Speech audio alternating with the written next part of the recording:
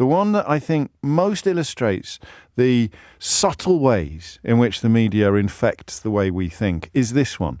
Because so many people who would ordinarily know much better and have quite a clear line on things are absolutely persuaded that Harry and Meghan are the wrong uns, and that the royal family as it is, or Kate and William, or even Andrew Windsor, that they're the good guys. It's extraordinary, and it hasn't happened by accident. It is the best example, with the possible exception of Brexit, it is the best example of media gaslighting that I have witnessed in my life. And speaking of Brexit, find me someone that hates Harry and Meghan, but can't really tell you why, except something, loyalty, something, and I'll find you someone that voted for Brexit. In almost every case, but perhaps not every. 20 to 12 is the time. So you explain to me how the man mired in really mired for years now in lurid sex abuse allegations, vehemently denied, but whenever you are reminded of the vehement denial, you must also be reminded of the millions of pounds paid to one of his accusers in order to make one legal case go away. Gets an absolute gets a comparatively easy ride from the UK media, even in the last year, even post-disgrace, even post-payment, when he's sort of slowly crept back into the royal entourage at Sandringham on Christmas Day, or he's slowly crept back into the sort of public space. Was he allowed to wear a uniform? And Harry wasn't at one event. I could have misremembered that, or maybe they changed their mind at the last minute. But the idea that he gets an easier ride than his nephew, who has done nothing wrong, is extraordinary. And I'd like you to explain it to a mythical listener who's been asleep for 10 years. Angela is in Bracknell. Angela, what made you pick up the phone? Because I've always liked Prince Harry, yes. And I do feel that he has been totally wronged by the British media. When he met Meghan, they made an extraordinary modern royal couple. She was portrayed as the golden girl at many events, and then bizarrely she was thrown to the wolves, and the public are force-fed on a daily basis nasty stories about mainly her, and unfortunately they meet the same opinion. And then you end up thinking that the egg is the chicken, don't you? You end up thinking that the negativity and the vitriol is justified by their behaviour.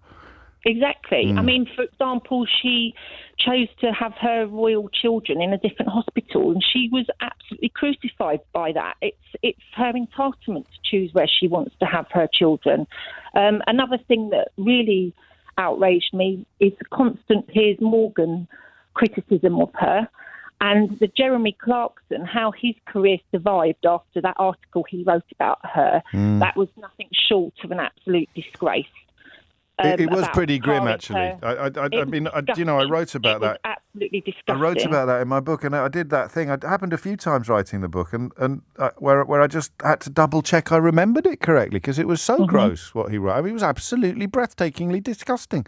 But of course, if you're on the right side, both the people you mentioned very much Rupert Murdoch creations, and therefore held to very, very different standards from the rest of the media firmament, I think. So the bit that possibly needs a little bit more exploration is the bit where the bond broke, where the media sort of changed direction or changed forces, and you think that's because they wanted to do things their own way. It would be that simple. Well, it was really bizarre, because one minute she was signing bananas at a charity. She wrote a little message, I remember, on a banana at I think it may have been a Woman's Aid. She wrote little words of encouragement on bananas, and she was so praised at something so simple, but then all of a sudden it turned around, and anything and everything that poor woman did, she was annihilated. Yes. And it's almost like public figure number one, hated public figure number one, and they can't do anything. And yet you've got Andrew, who quite frankly should hang his head in shame and be sent to the tower. These are figures of speech, of course. No, well, I mean, you do understand, but you don't understand. You're the same as me. I think we can probably assemble the jigsaw, but when we've assembled the jigsaw, we can't quite believe what we're looking at. We sort of go, well, how can that be? Just to make one example, BuzzFeed put together a wonderful selection of comparisons that I think if anybody honest were to read it properly, they'd have to abandon any opinion, even close to the one that Jason was sharing earlier. Here's the same newspaper, right? Both of these stories come from the Mail, and one is about Kate Middleton and one is about Meghan Markle, to use their maiden names. Not long to go, pregnant Kate tenderly cradles her baby bump while wrapping up her royal duties ahead of maternity leave, and William confirms she's due any minute now. So that's the Mail talking about Kate Middleton's baby bump during her pregnancy. Why can't Meghan Markle keep her hands off her bump? Experts tackle the question that has got the nation talking. Is it pride, vanity, acting, or a new age bonding technique? So there are two women doing exactly the same thing. They are cradling their baby bump. Okay? Two pregnant women in the royal family two pregnant women, both married to princes, doing exactly the same thing. In exactly the same newspaper. One of them is tenderly cradling her baby bump, and one of them is posing the question that has got the nation talking. Is it pride, vanity, acting, or a new age bonding technique? And that's why the arguments, well, they shouldn't give so many interviews, or we shouldn't write books, or they shouldn't sign deals with Netflix, is so, forgive me, pathetic. They were doing that in 2019, in Meghan's case, and 9 months previously in Kate's. The same story. Two women from the same family doing the same thing, being reported in the same newspaper.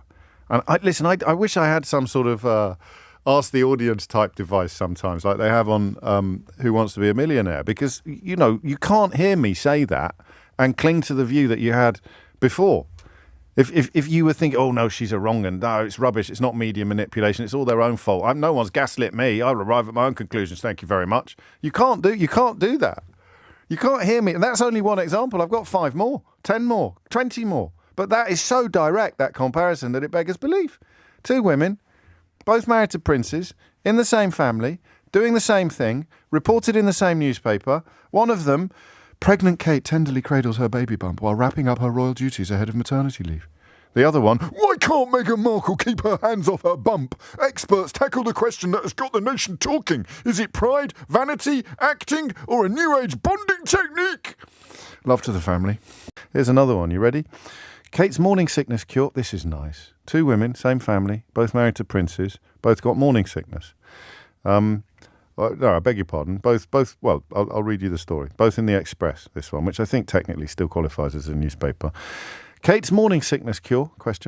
Prince William gifted with an avocado for pregnant Duchess. Isn't that lovely?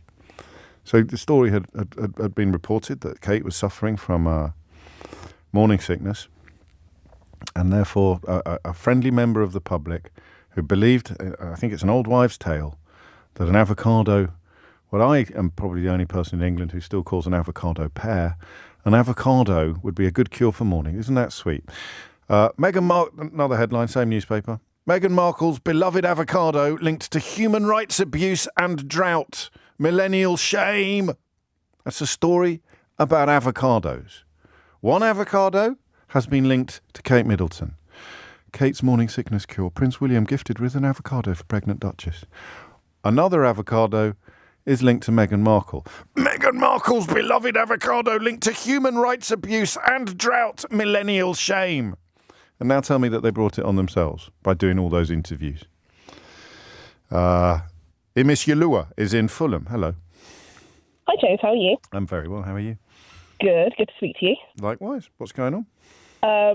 Actually, just before I start, I wanted to say your tribute to Kate Garraway's husband was very lovely. You did. I wish it very wasn't right. necessary, but it's very kind of you to say so. Thank you. I know. You did very right by your friend, and I know it's a really tough time to have to do stuff like this in this time, so well done to you. Thank you. That was my first thing. My second thing is, and you and I have had plenty of conversations on this topic, but I mean, the most obvious one is a nice little bit of racism and sexism. It's always nice to be reminded of the society in which we live. And I think if there's one thing that you can say that really kind of highlights that is the way that Andrew Windsor, I also love that he's no longer Prince Andrew on this show. I think that's Not great. on this show. Although I'll Andrew, forget, you know how it works. I come up with these wizard wheezes. I've usually forgotten about them by 12:30. But I'll try. I'll say it. So it's disgraced former Prime Minister Boris Johnson and Andrew Windsor. So there we go. 2024 has started well. Carry on. How Andrew Windsor is portrayed and how, Harry and Meghan have been portrayed. And, I'm not always the biggest Harry and Meghan fan. Sure. I do think sometimes they've gone too far. But I do think that in this case, this man used £12 million of his mother's money. Let's also get that straight. He didn't have any. He had to go and ask his mother for it to pay a woman who said that he raped her. And I think that what it shows us is that what we're willing to allow people to let us forget. Because I was saying to your researcher, the reason that we remember Harry so much is because he's kind of pushed in our face. Yes. It's constant. It's like, they did this, and they did this, and they did this, and the nation's talking about it. People are like, oh, okay, well, the nation's talking about it, therefore it must be happening. But what you do forget is that somebody has actually written that headline. Yes. It doesn't necessarily mean that the nation was talking about it before, but they're talking about it now. And the other point, of course, which I've forgotten to mention is, I guess I've got a couple more of these examples that are truly breathtaking, the baby bump and the avocado so far. But the tradition would be for a quid pro quo. So I think Harry's big grievance, and he talks about this in the book, in Spare, his big grievance is that they felt that they were just being hung out to dry and that these stories were not being pushed back against. There was nothing in the palace machinery that was protecting them in the way that it would have protected his brother and his wife. No, I definitely agree. Like, there was no protection for them. But I also think, like, you have to remember what Meghan represents. Like, she's a mixed race woman, and the reality is that the British media doesn't see her as that. They kind of follow the one drop rule. Like, she's black. Like, and it's so alien to what they think royalty should be. It doesn't make sense. You can't look at that and think, oh, following the tradition of hundreds and hundreds of years, this is what a royal should be. No, she's bucked the trend. She's different. So it was always doomed then, in a way. It was always doomed. It was always doomed. It was always doomed. Like, I remember when I heard it happened, I thought, why would you marry into this family? Why? Like, there's nothing about this family that makes you think that you, as the kind of woman you are, will be safe. They won't. No, they won't keep you safe. It's just not going to happen, and it's unfortunate. It really is unfortunate, and we're seeing it now that the rehabilitation of a potentially a sexual predator. He was at Sandringham walking up and down like nothing happened. Yes, that's just true. And as you say, potentially or accusations and allegations with that constant side order of millions of pounds being paid out to one of his accusers. He was clearly embarked upon a sort of slow creep back into the setup, wasn't he? And these latest revelations and the response from the palace, who will not have been taken by surprise by the front pages today, that this is a sort of a parting of the ways, time to give Andrew the chop, no way back. That's the Sun and the Mail, the two sort of biggest players in this market, clearly singing from the same hymn sheet, and it's over for him. But the planet on which Andrew's plight situation is in any way comparable to Harry's doesn't exist except on Fleet Street. You know, the idea that Harry will have garnered more negative headlines over the last 5 years than his uncle Andrew. It's breathtaking, and I'm sure you're right, Miss Yulua, the notion of her being such a violent rejection of royal history. You know, you cannot rise to the top of our society in this country if you are like her. You just can't. And whether that is racism or not is very much up to you. For me, it is. You know, it's because you justify the existence of the royal family by buying into some sort of notion of human hierarchy. And one of the most insidious examples of any notion of human hierarchy is race-based. So if you're buying into the notion of human hierarchy, and then someone comes along who, according to your other human hierarchy, should be inferior to you, how can she end up being a princess?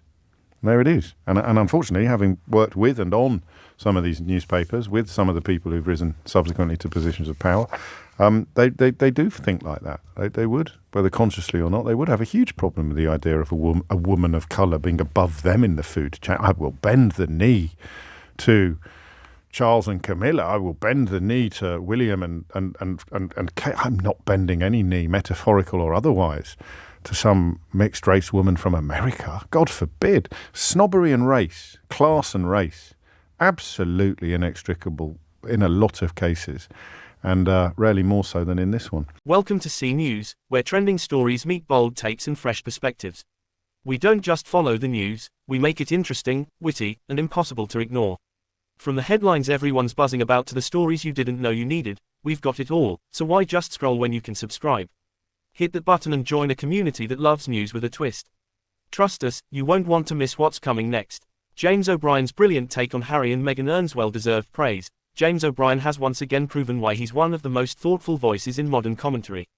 His latest reflection on Prince Harry and Meghan Markle has been described as the most insightful analysis to date, and it's easy to see why. O'Brien's ability to cut through the noise and focus on the deeper truths of Harry and Meghan's journey is both refreshing and commendable. At a time when they continue to face relentless scrutiny, his words of support shine a much-needed light on their challenges and humanity. It's not often that public figures take the time to acknowledge the bigger picture, but O'Brien's thoughtful approach highlights his empathy and understanding. His commentary doesn't just defend the Sussexes, it challenges everyone to rethink how we perceive public figures and the media narratives around them. Congratulations to James O'Brien for this powerful moment of clarity. His voice adds something truly meaningful to the conversation, and Harry and Meghan couldn't ask for a more eloquent advocate.